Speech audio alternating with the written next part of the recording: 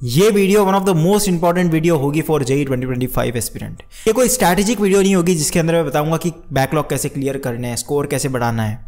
ये वीडियो थोड़ी philosophical side होगी। इस वीडियो के अंदर मैं समराइज करके अपना कंप्लीट एक्सपीरियंस शेयर करूंगा अपने पूरे 2 साल के जेईई प्रिपरेशन का और 2 साल IITian होने का। वैसे मैं ये हर वीडियो के लिए नहीं कहता, लेकिन ये वीडियो बहुत ज्यादा इंपॉर्टेंट होने वाली है, तो इस वीडियो को बीच में नहीं छोड़ना है। पॉइंट नंबर 1, इस समय पे अभी आपको बिल्कुल भी ये नहीं सोचना है कि अभी हमारे पास में टाइम नहीं बचा है। बहुत सारे क्या ज्यादातर एस्पिरेंट्स को ये लगता होगा कि काश अगर अभी हमारे पास में पूरे 2 साल होते तो हम अपने पूरे बैकलॉग कंप्लीट कर सकते थे, हमारी जेईई प्रिपरेशन को बहुत अच्छे लेवल के ऊपर में प्रिपेयर कर सकते थे।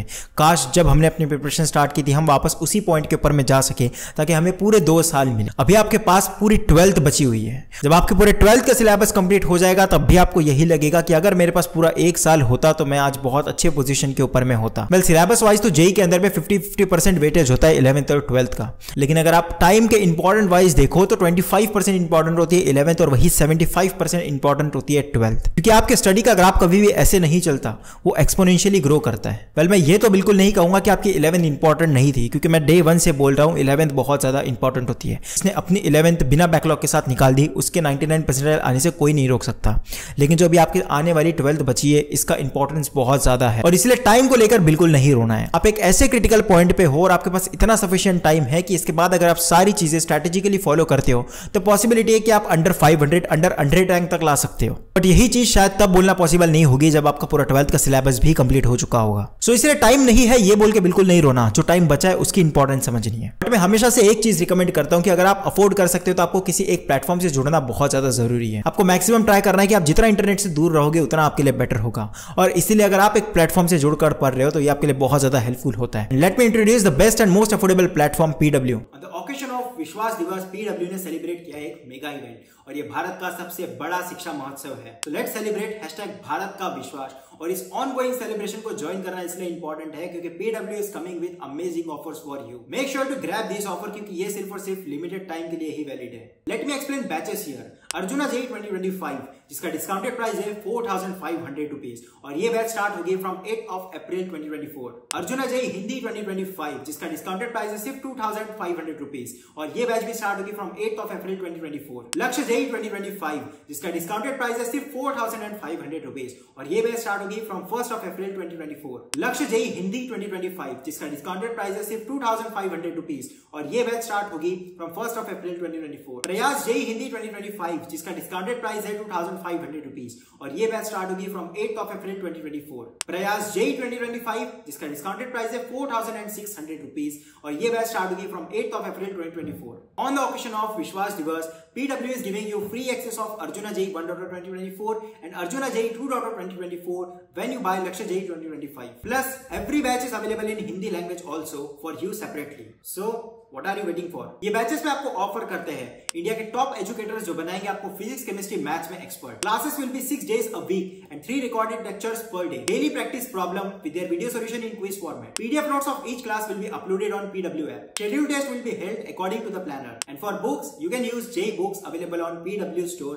which consists of last 5-year PYQs. और इन सारे बैचेस को परचेस करने के लिए आप मेरा कूपन कोड यूज कर सकते हो जो आपको स्क्रीन पे दिख रहा है। इससे आपको एडिशनली 150 रुपीज का डिस्काउंट मिलेगा, और उससे भी ज्यादा इंपॉर्टेंट मैं इन सारे एस्पिरेंट्स को पर्सनली गाइड करूंगा। सो लेट्स सेलिब्रेट #भारत का विश्वास with PW। Now point number 2, अपने पूरे प्रिपरेशन को या किसी भी प्रिपरेशन को आपको इमोशनल होकर नहीं करना होता है, आपको लॉजिकली करना होता है। बहुत सारे लोग अगर उनका एक दिन अच्छा नहीं गया, अगर हम आज नहीं पढ़ पाए, 12 घंटे का स्टडी प्लान था लेकिन हम 2 से 3 ही घंटा पढ़ पाए, तो एक मोटिवेशन वीडियो देख लेते हैं। 1-2 मोटिवेशन वीडियो देखने के बाद में ऐसा लगता है कल तो हम 16 घंटे पढ़ेंगे, उसके बाद भी हम 16 घंटे पढ़ेंगे, हर दिन हम 16 घंटे पढ़ते जाएंगे। ये मोटिवेशनल वीडियो एक ड्रग्स की तरह होती है जो लेते आप 1 से 2 दिन, मैक्स टू मैक्स आप 1 से 2 दिन के लिए मोटिवेटेड रहते हो, उसके बाद में आपकी एनर्जी उससे भी ज्यादा कम हो जाती है। आपको एक प्रोफेशनल की तरह एक्ट करना है, आपको प्रॉपर डेटा मेंटेन करके चलना है, जिसमें बहुत ज्यादा बड़ा रोल प्ले करेगा टेस्ट सीरीज। हर महीने एक टेस्ट सीरीज फिक्स्ड होनी चाहिए जिसके स्कोर पे हम खुद को जज करेंगे। नेक्स्ट टेस्ट में कितना स्कोर इंप्रूव करना है वो सारे पॉइंट्स को एक बुक के ऊपर में लिखेंगे, और सेकंड मंथ आते जब हम वो टेस्ट दे देंगे, उसका रिजल्ट आने के बाद हम चेक करेंगे कि लास्ट टेस्ट और इसके अंदर में कितना हमें इंप्रूवमेंट दिख रहा है। जो पॉइंट्स हमने लिखे थे वो चीज़ें हमने फॉलो की या नहीं। अगर आप सुबह दिन का प्लान बना रहे हो कि कितना पढ़ना है, तो रात में जाकर वो चीज़ एनालाइज होनी चाहिए कि इतने टॉपिक्स मैंने लिखे थे, ये टॉपिक मेरे से फॉलो क्यों नहीं हुए, कहीं ऐसा तो नहीं कि मैं अपने पोटेंशियल से कुछ ज़्यादा ही चीज़ें प्लान कर रहा हूँ और इसलिए वो चीज़ फॉलो नहीं हो रही।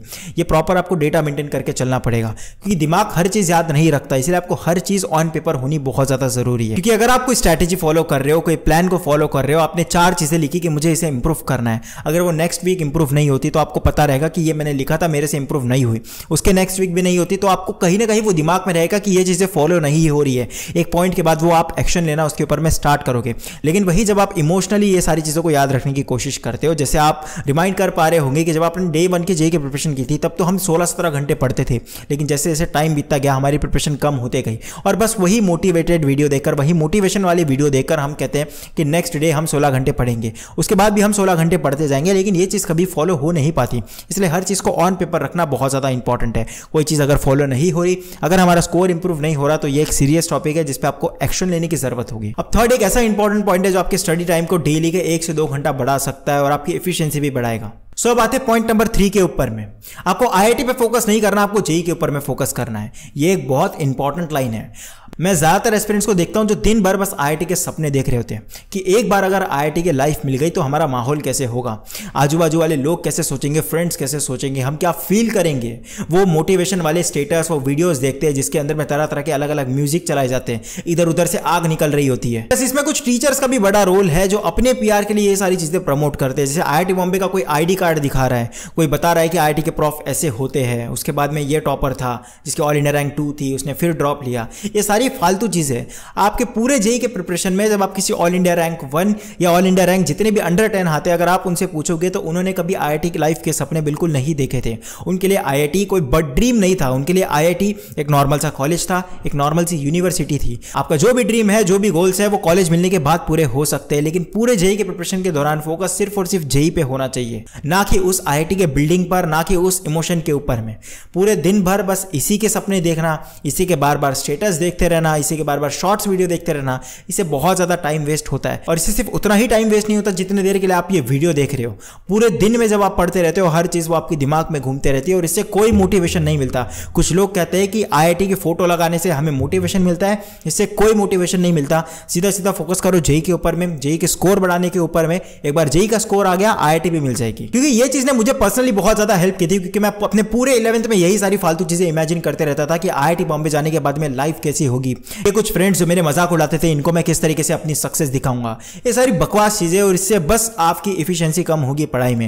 ये सारी चीजों के बारे में सोचना बिल्कुल बंद करना है। फोर्थ पॉइंट आता है, वो है इंटरनेट और सोशल मीडिया। अब कुछ लोग कहेंगे ये तो हमें पता है कि जेईई की प्रिपरेशन के दौरान में इंटरनेट यूज नहीं करना, सोशल मीडिया यूज नहीं करना, लेकिन आप आज भी नोटिस कर लो 90% जेईई एस्पिरेंट्स आज भी इंटरनेट यूज कर रहे हैं, सोशल मीडिया यूज कर रहे हैं। ये बार बार यूट्यूबर्स की वीडियो देखना डिस्ट्रैक्शन कैसे कम करे। अगर आपको इफेक्टिवली डिस्ट्रैक्शन को कम करना है तो सिंपल सी मेथड है कि डिस्ट्रैक्शन से फोकस हटाओ और अपने पढ़ाई के ऊपर में ध्यान लगाओ। अगर आप डीपली सोचोगे तो जेईई के प्रिपरेशन के दौरान मुझे नहीं लगता कि कोई मेजर डिस्ट्रैक्शन होता है अगर आप इंटरनेट से दूर रहते हो। इंटरनेट आपको दूसरे लोगों से जोड़ता है जो उनकी कूल लाइफ दिखाता है आपको इंस्टाग्राम के ऊपर में, यूट्यूब के ऊपर में आईआईटीएंस की लाइफ दिखाता है। इससे कोई मोटिवेशन तो डेफिनेटली नहीं मिलता।